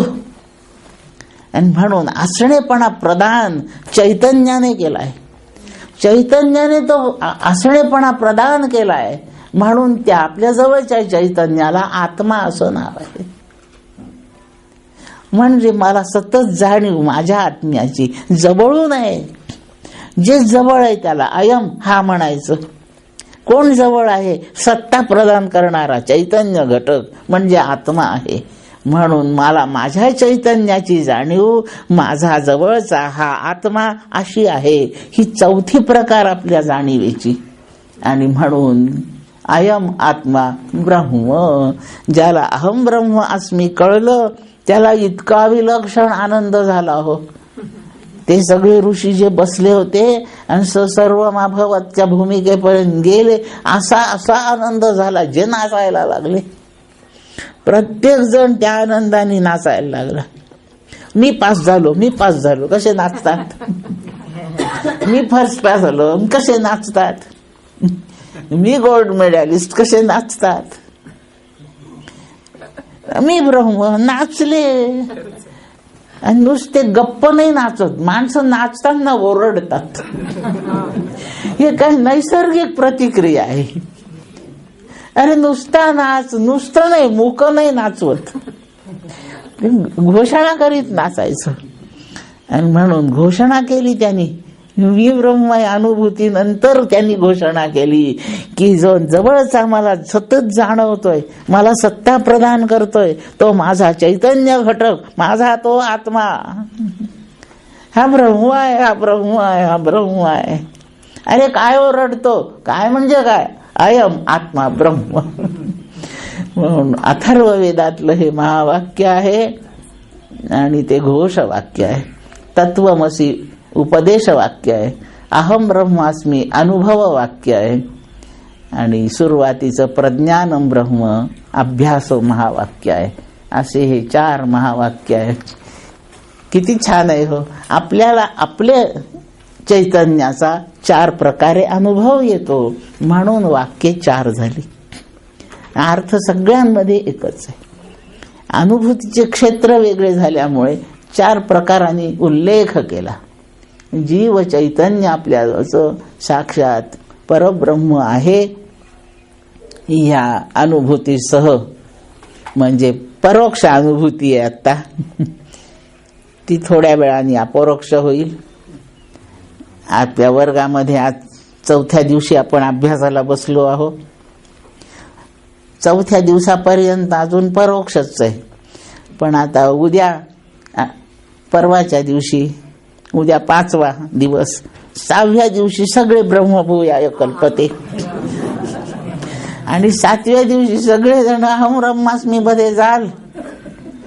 आणि नंतर त्या 25 तारखेला घोष करीत चालाल अयम आत्मा ब्रह्म, असा घोष करीत शिवगड. अशी प्रगती आपली होईल. मी प्रार्थना करते. तिथे 5 जण बसलीच, एकाचीच 5 रुपये आहेत तिथे. ते तथास्तु म्हणतील. त्यांच्या ह्या तथास्तु अशा मोठ्या सुखदायी आशीर्वादासह कूटस्थ दीप. चला, कूटस्थ दीपाचा थोडासा अभ्यास आपल्याला करायचा आहे.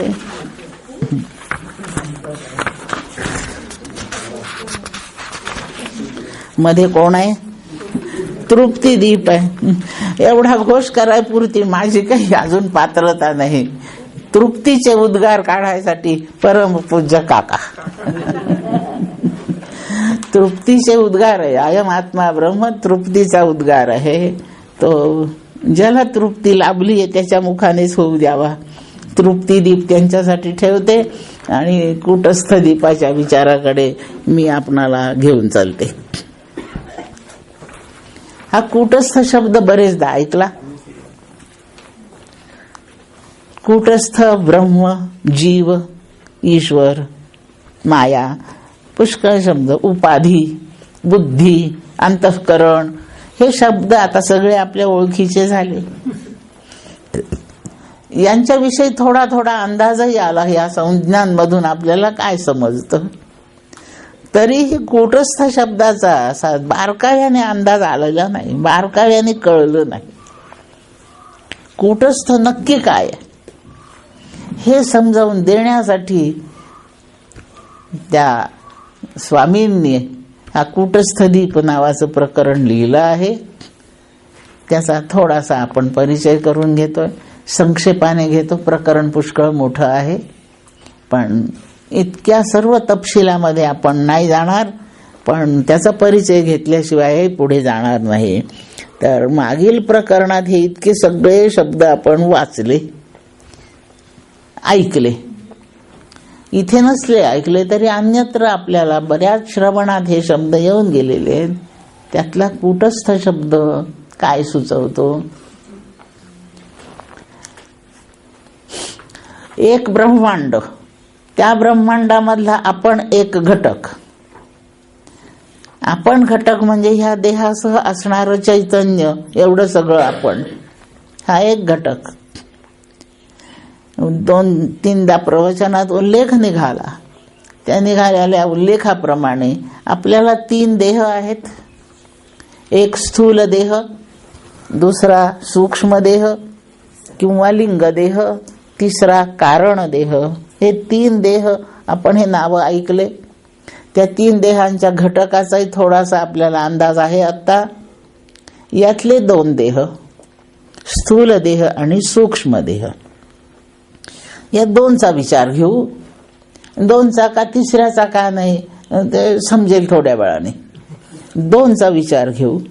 या 2 देहात विषयांचे भोग चालू असतात. 2 देहाचा उल्लेख एवढ्यासाठी आहे की 2 देहात विषयांचे भोग आहे.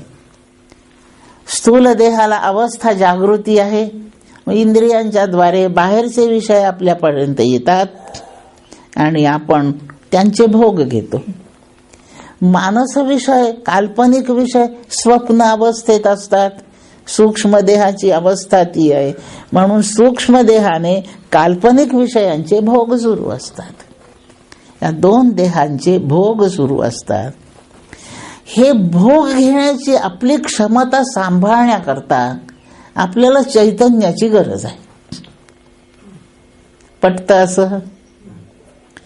देह असतो, ते इंद्रिय गोलक तरी जागच्या जागी असतातच, पण मृत झालेल्या माणसाला भोग नाही जमत ना.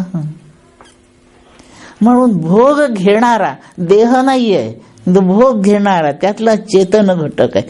किंवा देहाच्या माध्यमात भोग देहाला घडले तरी जबाबदारी भोग देण्याची चैतन्याची आहे. म्हणून स्वप्नात चैतन्य, जागृतीत चैतन्य, या 2 देहाच्या साह्याने भोग भोगतो. भोगाची साधने म्हणून हे देहद्वय महत्वाचं आहे. आणि तिथे भोग नाही, आनंदाचा भोग आहे असं म्हणतात कारण देहात, पण भोग नसतो, आनंद रूपता असते. भोगात द्वैत किंवा त्रिपुटी कायम असते आणि ऐक्यामध्ये ती त्रिपुटी नसते, भोग नसतो, ती तद्रूपता असते. तद्रूपतेत भोग नाही.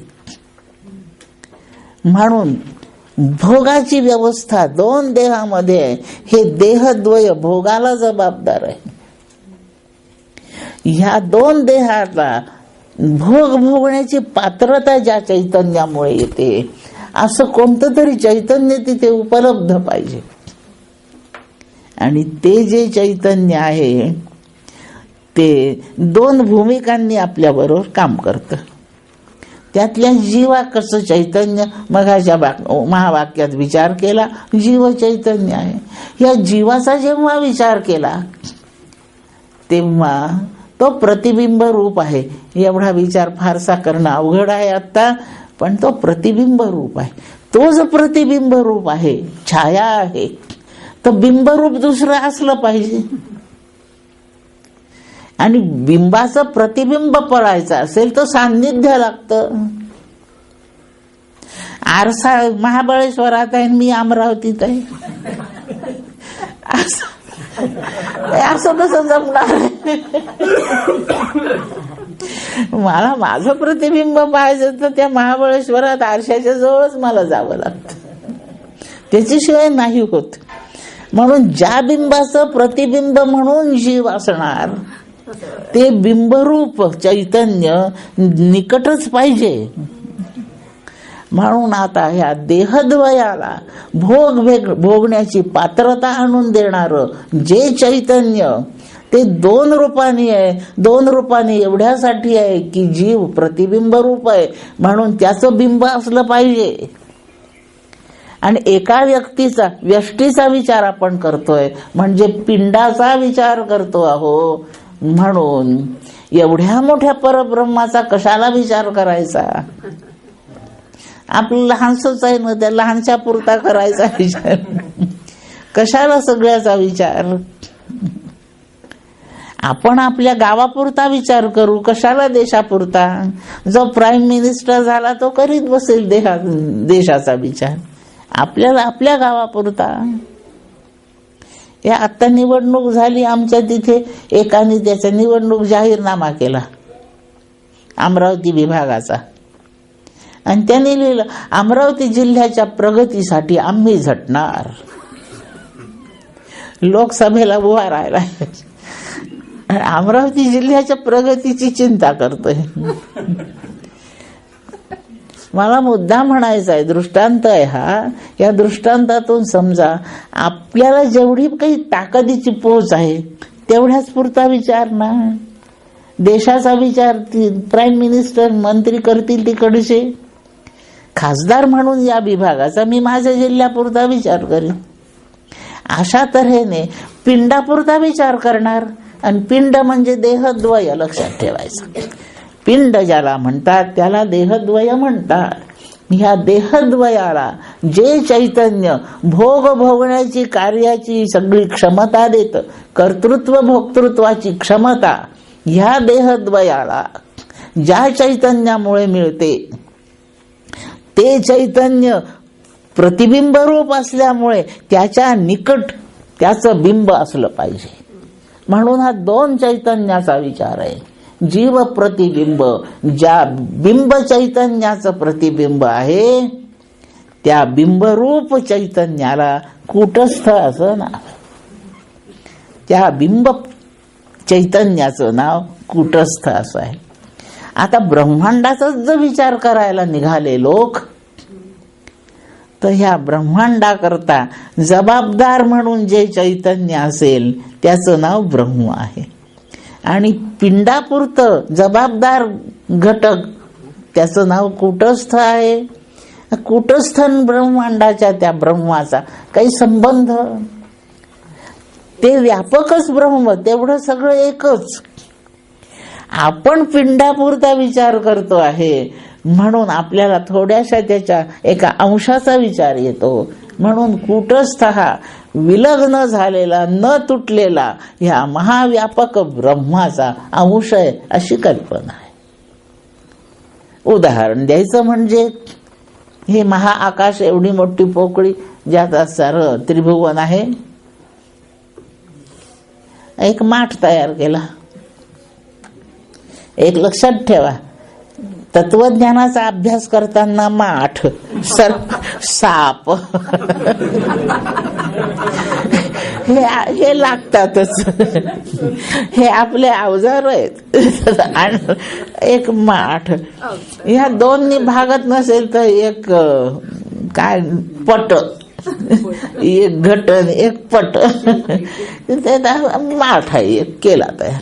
त्याला एक पोकळी आहे म्हणजे त्याच्यात आकाश आहे. आकाश शब्दाचा पोकळी असाच अर्थ होतो. माठात पोकळी आहे आणि ही एवढी मोठी पोकळी आहे. या मोठ्या पोकळीला महाआकाश नाव आहे आणि घटातल्या पोकळीला घटाकाश नाव आहे. हे घटाकाश आणि हे बाहेरचं महाआकाश यांच्यात काही भेद आहे का? कुठे तुटलं का? ते तुटून वेगळं नाही झालं, ते त्याच्या ऐक्यातच अखंड आहे. पण त्या माठाच्या ज्या भिंती तयार झाल्या त्याच्यामुळे कल्पना झाली महाआकाशाचा घटाकाश हा अंश आहे. ही फक्त कल्पना आहे. तसं व्यापक परब्रह्म जे ब्रह्मांडापुरतं त्याचा पिंडापुरताच विचार करतो आहो, मर्यादित भागावर विचार करतो आहो. म्हणून ते न तुटताना तो त्याचा अंश आहे असं समजतो. असा जो न तुटलेला, तद्रूपतेत अखंड असलेला, पण मर्यादित विचारापुरता तेवढीच कल्पने धरून केलेला तो जो ब्रह्म अंश आहे त्याचं नाव कूटस्थ असं आहे. त्याला कूटस्थ नाव का ठेवलं? म्हणून आता पुन्हा जीव चैतन्य आणि त्याचं बिंब कूटस्थ यांचा विचार करू. जीव चैतन्य तळमळतं, फार दुःखी होतं, भयग्रस्त होतं, स्वतःला काही काही समजत राहतं. हे नाही एखादं वाक्य कळलं की नाही, आम्ही काय ज्ञानेश्वर आहे का?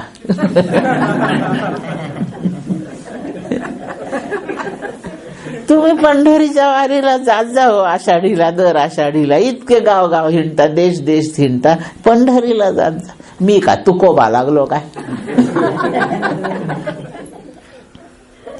आता हे एवढे 2 परिच्छेद राहिले, एवढे आता तुम्ही शिकवा. तुम्ही काय मला ज्ञानेश्वर समजता? मी काय बावळट, मला कुठलं सांगता येणार आहे? नसल तुम्हाला येत तर राहू दे, हे मी सांगतो घे. हे असं सारखं विकारी होत राहतं जीव चैतन्य, असं विकारी. कधी स्वतःला ते अज्ञानी समजतं, कधी ज्ञानी समजतं. एक दिवस मी देवाच्या दर्शनाला गेले, माझ्या बरोबर आणखी एक जण होते. देवापुढे 4 पैसे ठेवायचे, घातला पिशवीत हात, मोठ्या मोठ्या नोटाच निघायला लागले, चिल्लर एक नाणंच निघे ना. मी इकडे ह्या पुढात हात घालते, त्या पुढात हात घालते, काही एखादा नाणं काही निघेच ना त्याच्यातून. त्या माझ्या शेजारच्यानी म्हटलं, घ्या ताई. त्यांनी 1 रुपयाचं नाणं माझ्या पुढं केलं. तुम्ही काय समजता माझ्याजवळ 1 रुपया नाही?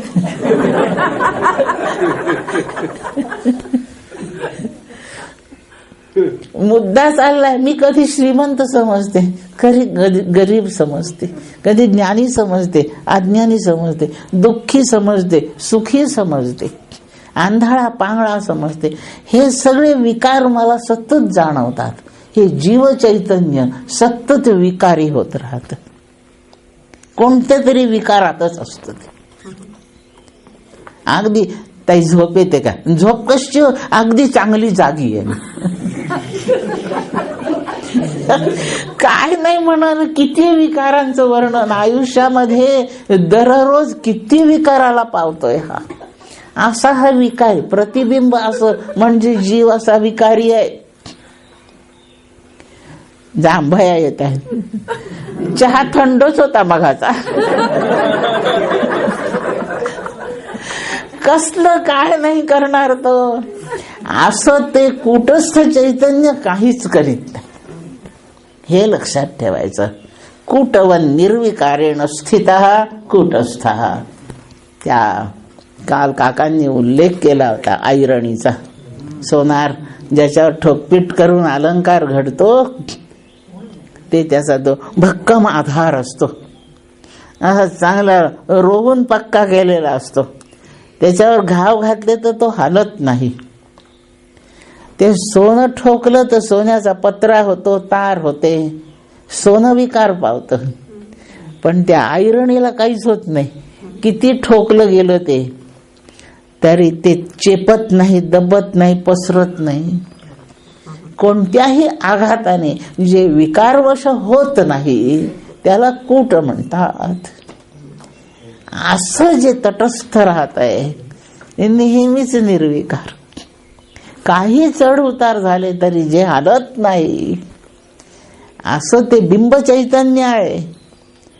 म्हणून पिंडाच्या दृष्टीने जीव चैतन्याला बिंबभूत झालेला ब्रह्माचा जेवढा काल्पनिक भाग तो निर्विकारपणे असतो ब्रह्मासारखाच.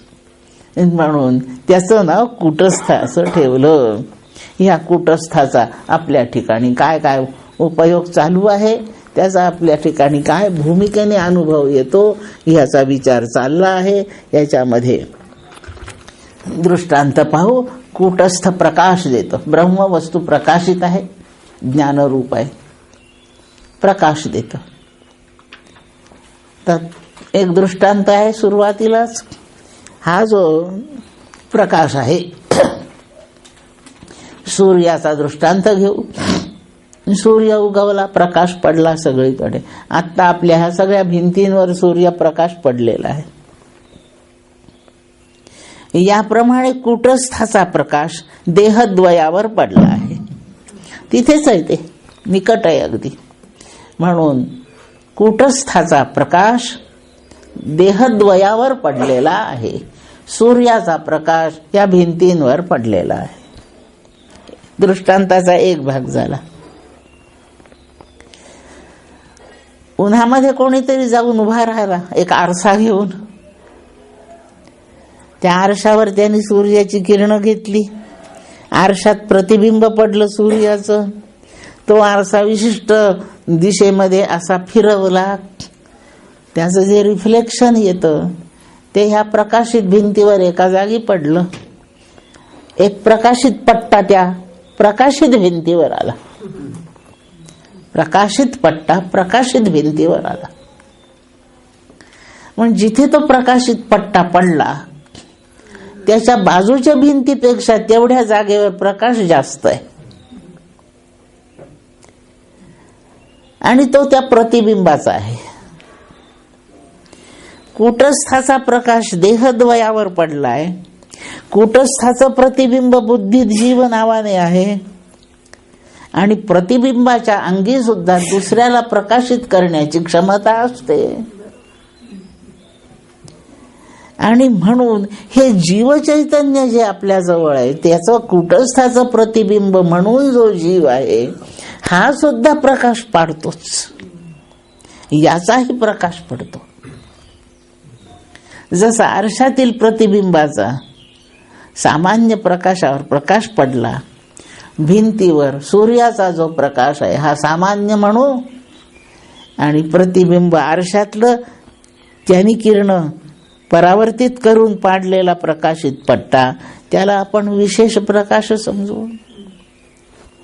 कूटस्थाचा देहद्वयावर पडलेला सामान्य प्रकाश आहे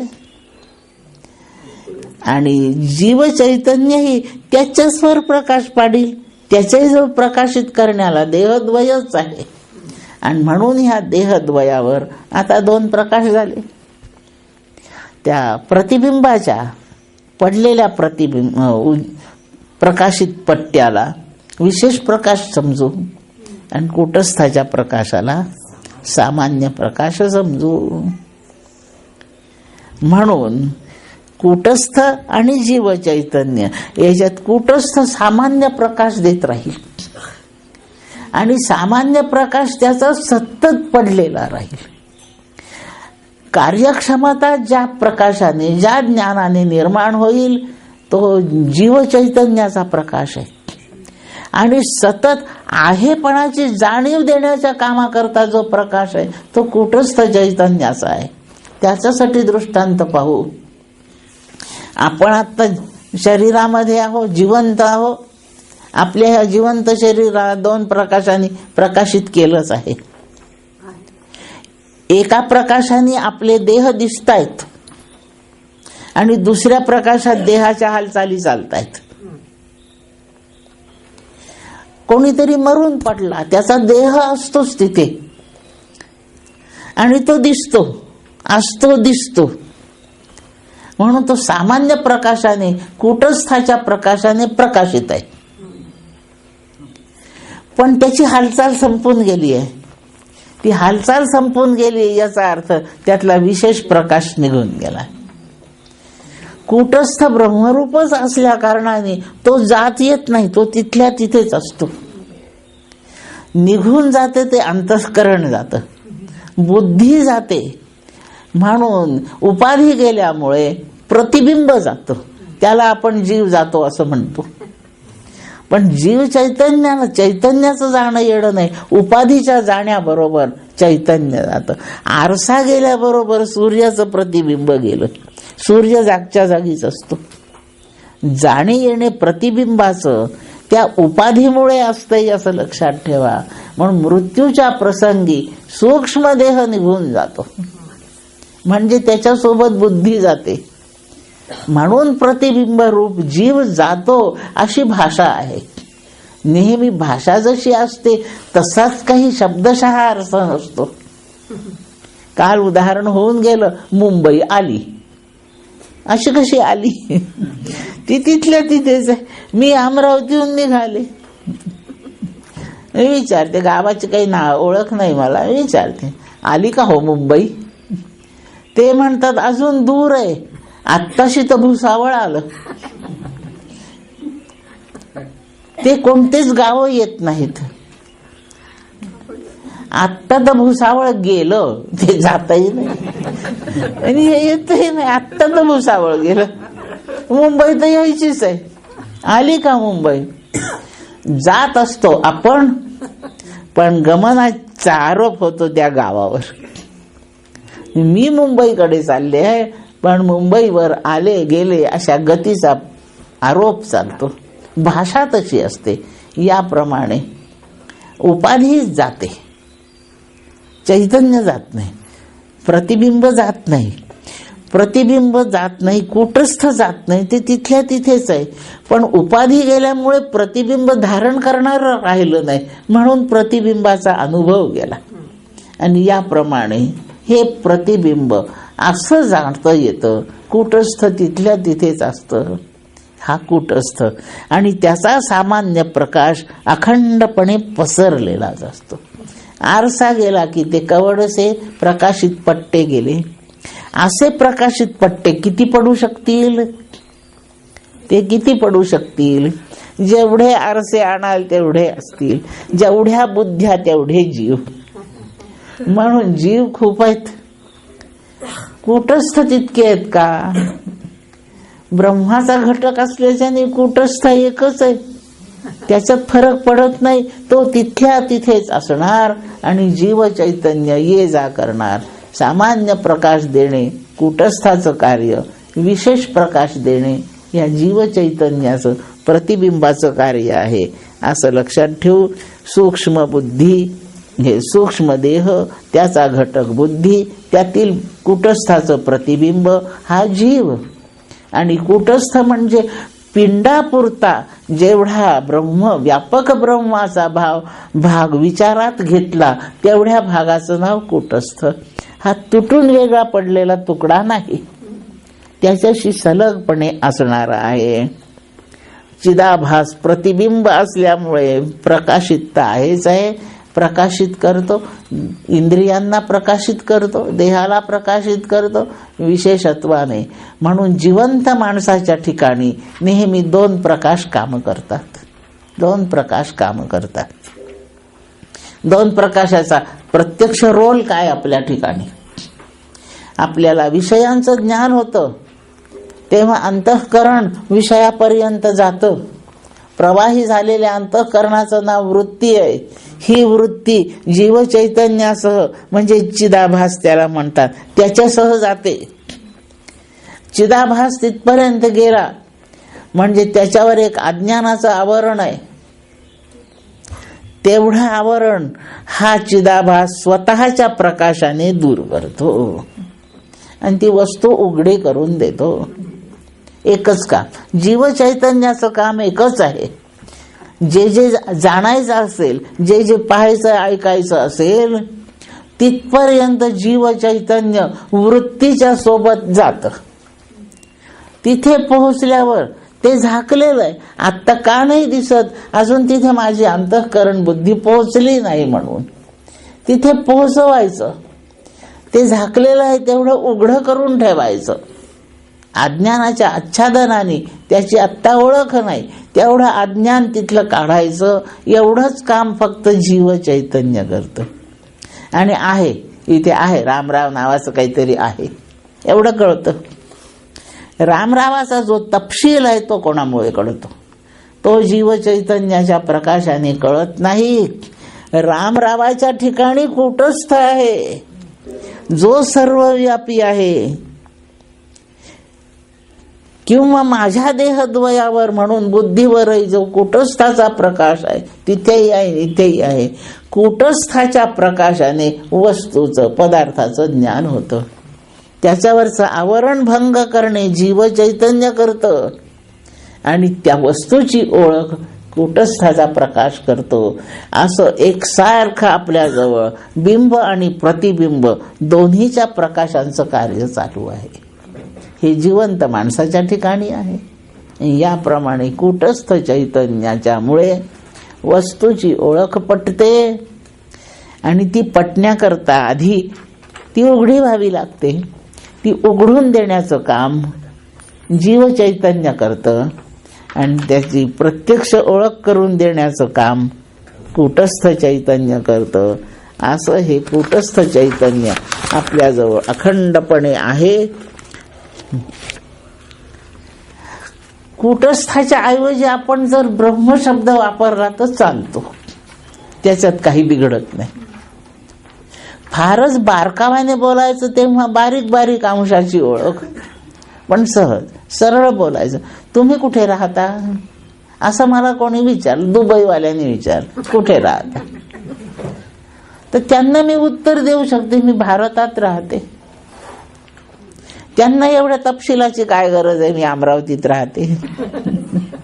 परदेशी लोक आहेत, त्यांना मी भारतात राहते एवढी ओळख पुरी.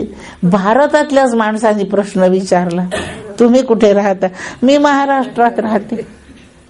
महाराष्ट्राच्याच माणसांनी प्रश्न विचारला मी विदर्भात राहते. विदर्भाच्याच माणसांनी विचारला अमरावती जिल्ह्यात राहते. अमरावती जिल्ह्यावाल्यांनी विचारलं तेव्हा मी उत्तर देईन मी अमरावतीतच राहते. अमरावतीच्याच माणसाने विचारलं कुठे राहते, आंबापेठेत राहते. आंबापेठेत कुठे राहते, त्या गोपाळकृष्णाच्या देवळाजवळच्या गल्लीत राहते. त्या गल्लीत कुठे राहते, ह्या घरात राहते. किती तपशिलाने उत्तर केव्हा द्यायचं याप्रमाणे आहे. म्हणून व्यापक गोष्टीचं उत्तर दिलं तरी सूक्ष्म गोष्टीचं त्याच्यात अंतर्भूत असतं. म्हणून कूटस्थ हे पिंडापुरतं सूक्ष्म करून घेतलेलं आहे. म्हणून व्यापकाने उत्तर दिलं तर काय बिघडेल. म्हणून जीव हे प्रतिबिंब कूटस्थाचं आहे असं न म्हणताना ब्रह्माचं प्रतिबिंब आहे असं म्हटलं तर कुठं बिघडलं. आणि जीवाला अभ्यास करताना महावाक्यांचे अर्थ लावताना जीवाचं पहिलं ऐक्य कूटस्थाशी करायचंय. पण पहिलं ऐक्य कूटस्थाशी करायचं असलं ना तरी महावाक्य कूटस्थाचा उल्लेख करीत नाही, ते व्यापक ब्रह्माचाच करतात. म्हणून किती व्यापकतेने बोलायचं आणि किती सूक्ष्मतेने बोलायचं हे संदर्भ पाहून ठरतं. कूटस्थाच्या ऐवजी ब्रह्मशब्दाचा वापर केला तर चालतो, काही अडचण नाही त्याच्यामध्ये. याप्रमाणे हा कूटस्थाचा विचार आहे. मरत कोण आता, असं एक विचारलं कोण मरत, याचं अगदी साधं उत्तर आहे, जो जन्माला तो मरतो हे उत्तर आहे. पण नाही, याचं शास्त्रीय उत्तर आहे मरतो कोण, कोणीच मरत नाही. मरणे ही क्रिया ह्या ब्रह्मांडात ब्रह्माच्या साम्राज्यात मरणे ही क्रियाच नाही. का म्हणून नाही, कारण त्याच्या साम्राज्यामध्ये जन्मणे ही क्रिया नाहीये आणि म्हणून त्याच्या साम्राज्यात मरणे ही क्रियाच नाही. मग आपल्याला अनुभव काय येतात, काल्पनिक उपाधी निर्माण केल्यात, त्या उपाधीविषयीची कल्पना संपते आणि म्हणून जाणे येणे असे अनुभव आपण जमेस धरले. म्हणून उपाधींचे जाणे येणे, मग उपाध्या तरी जातात येतात ना, त्या काल्पनिक आहे म्हणून कल्पनेमध्ये जाणे येणे काही नाही, त्यांनी म्हणायचंच नुसतं. कला ना कल्पना मी प्राईम मिनिस्टर आहे, कुठं बिघडलो, त्या प्राईम मिनिस्टरचंही काही बिघडलेलं नाही, नवीन येणाऱ्याचंही काही बिघडणार नाही. कल्पना करा ना मी आहे म्हणून. आम्ही शाळेत शिकत होतो तेव्हा आम्हाला एक निबंध असायचा, मी प्राईम मिनिस्टर झालो तर, असं हेडिंग लिहा निबंध. आम्ही 6वीत 7वीत बसून आम्ही लिहत होतो मी प्राईम मिनिस्टर. आम्हीच लिहिले निबंध. ती नुसती कल्पना आहे. आणि म्हणून मी प्राईम मिनिस्टर आहे, मी असं असं करते, मी काय प्लॅनिंग लिहत होते त्याच्यामध्ये. असा देश एकाही प्राईम मिनिस्टरला चालवता आला नाही. आणि चालवू शकणार नाही असा निबंध लिहिला ना मी. पण त्या कल्पनेमुळे कोणाचं काही बिघडलंही नाही, कोणाचं काही सुधारलंही नाही. मग कल्पना करायला कुठं बिघडलं? उपाधीची कल्पना आहे फक्त, ब्रह्मावर आरोपित झालेली. आणि म्हणून कल्पना थांबली की उपाधी थांबली. आणि म्हणून परमार्थाचं प्रधान साधन मनाला करून ठेवलंय कल्पना थांबवायच्या आहेत म्हणून. वाया मन हे नाव एरवी कल्पनाची सावेव. सगळी फजिती त्या मनाने करून ठेवली आहे. म्हणून परमार्थात काही करायचं असेल, या उपाध्या थांबवा, मरण थांबवा, जन्म थांबवा, कुटस्थ शिका नका शिकू, यातलं काही जरी करायचं असेल तर हे मनच दुरुस्त करायला पाहिजे. आणि मन दुरुस्त करायचं ते मन कल्पना करतं म्हणून. आणि कल्पनेने अत्यंत त्रास होतो. वाईट आहे कल्पना, फार दुःखाची उभारणी करते. काल्पनिक सगळं करून करून त्रास देते. म्हणून एवढी कल्पना उपाधीची आहे. म्हणून इथे जन्म मृत्यू अशी कोणतीच घटना नाही, प्रत्यक्षात घटना नाही. उपाधीच्या संबंधाने असं जाणवतं. उपाधी येतो, उपाधी जातो, पण त्याचा आरोप जीवावर होतो. मी प्रवास करते रेल्वेमधून, 2 लाईन्स आहेत रेल्वेच्या. ते दुसऱ्या रुळावरची गाडी चालू होते तेव्हा मला माझीच चालू झाल्यासारखं वाटतं. आरोप होतो, लागलीच आरोप होतो. असं उपाधीच्या जाणे येण्याचा आरोप जीवचैतन्यावर होतो. माझी गाडी स्टेशनवर थांबलेली आहे, बाजूनी दुसरी आल्यावर मला वाटतं अरे सरकली माझीच गाडी. असं नसतंय आरोप. आणि आरोप काल्पनिकच असतात, खरे नसतात, पण किती सत्य जाणवून देतात.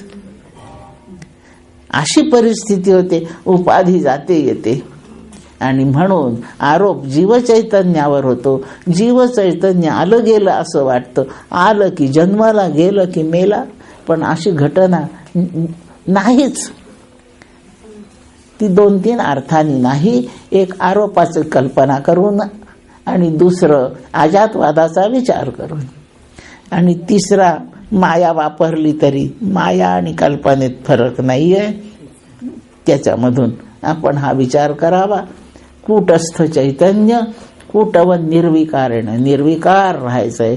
मग बिंबाने आपला आदर्श म्हणून कूटस्थाला ठरवावं.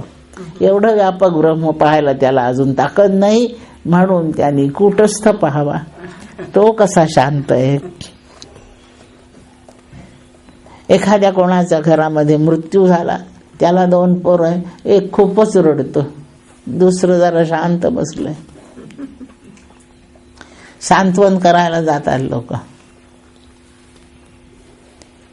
अरे नको रे इतका शोक करू. अशा घटना चालतात कधीतरी, प्रत्येकाकडे व्हायच्याच. नको रडू. पहा बरं तुझा दादा कसा शांत विचाराने बसला, त्याच्याकडे शिकणं काही. म्हणजे कासावीस होणाऱ्याचा आदर्श शांत पुरुष आहे. हे जीव चैतन्य जे कासावीस होत पडलं आहे त्याला आदर्श कुटस्थ आहे. असं निर्विकार व्हायचं, असं शिकवा. आपण दुसऱ्या शांताचा त्याला आदर्श पुढे मांडतो. मग जीवाला दुसरे आदर्श शोधायची गरज काय? तो ज्याचा प्रतिबिंब झाला तो कुटस्थ कसा शांत आहे. एक फळे चाखतो, एकाच फांदीवर दोघं बसले. उपनिषद बोलत एकाच फांदीवर दोघं बसले. एक खारट तुरट फळ खातो. खारट तुरट फळ आलं की तोंड वेडं वाकडं करतो. गोड फळ आलं की जरा प्रसन्न मुद्रा होते. यातलं काहीच त्या दुसऱ्याचं होत नाही. तो दुसरा कुटस्थ आहे, हा खारट तुरट खात बसलेला जीव आहे. आदर्श त्याला करायचा. कूटस्थाचा एवढाच संबंध. आपला आदर्श ब्रह्मच, पण एवढ्या व्यापकाला काय झोपता येत आहे? आपल्या पुरतं पाहायचं. आणि याप्रमाणे मृत्यूचा जो विचार केलेला आहे त्या कूटस्थाच्या आधाराने आहे. कूटस्थ सर्वत्र सतत उपलब्ध आहे. सूक्ष्म देह जिथे जाईल तिथे कूटस्थ आहेच. म्हणून जीवचैतन्याचं जाणं येणं नाही हे पक्क ध्यानात ठेवा. ते कधीच जात नाही. जातो तो बुद्धी नावाचा म्हणजे अंतःकरण नावाचा उपाधी जातो. आणि पुनर्जन्माचा अर्थ असा, तो सूक्ष्म देह जिथे जाईल तिथे कूटस्थ उपलब्धच आहे. आणि तो उपलब्ध असल्यामुळे बुद्धीच्या समोर तो नेहमीच असणार आणि पुन्हा प्रतिबिंब पडणार. दुसरा देह, दुसऱ्या देहात जीवचैतन्य जातच नाही, जावं लागत नाही त्याला. अमृतबिंदू उपनिषदाचा दृष्टांत सांगते. आणि तो दृष्टांत असा आहे की एक घट आहे आणि तो इथून तिकडे नेला, या हॉलमधून तिकडे नेला. घटात आकाश आहे. त्या घटाबरोबर आकाशाला जावं लागतं का? नाही. ते तिथे गेलं तरी तिथे आकाश उपलब्धच आहे. याप्रमाणे अंतःकरण जातं तिथे कूटस्थ आहे, प्रतिबिंबाने त्याचं तयार होईलच जीवचैतन्य. प्रकरणातून शिकायचं आहे निर्विकार राहता यावं. जीवचैतन्याचं मुख्य स्वरूप कूटस्थ आहे. कूटस्थ हे व्यापक ब्रह्मरूप आहे. आणि म्हणून महावाक्याच्या आधाराने हे जीवचैतन्य ब्रह्मरूप असं आहे. जिथे दुःखाचा स्पर्श नाही अशा सुखस्वरूपामध्येच हा जीव अवस्थित होतो. या ठिकाणी थांबूया. पुन्हा बॅकलॉग आहेच. मी खूप प्रसिद्ध शिक्षिका आहे, लक्षात ठेवा. माहित नसेल, मीच सांगते माझी प्रसिद्धी. आणि ती प्रसिद्धी आहे दिलेल्या वेळामध्ये कोर्स पुरा न करणे आणि पुरा केल्याशिवाय भागत नाही म्हणून एक्स्ट्रा पिरियड घेणे. माझी ही प्रसिद्धी सगळ्यांनी लक्षात ठेवा. पुंडलिक वरदाहरी विठ्ठल श्री ज्ञानदेव तुकाराम पंढरीनाथ महाराज. जय जय रघुवीर समर्थ.